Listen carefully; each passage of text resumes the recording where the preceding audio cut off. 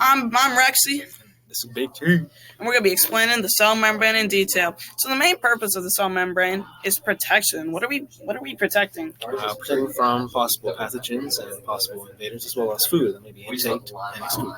Yep, we always got to be, we regulate what goes inside and outside the cell, for sure.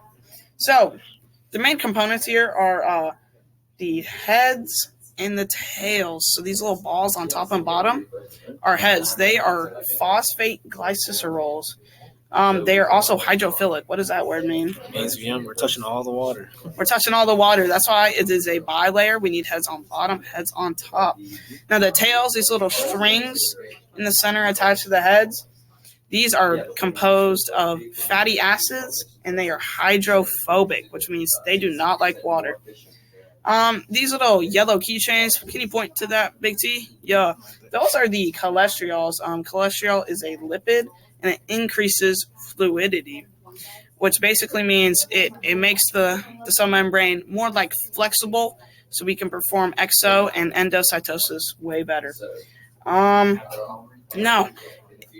cholesterol is also amphipathic. What does that mean? Well, it simply means that we have both hydrophilic and hydrophobic parts. What part is hydrophilic? The rings and the tail.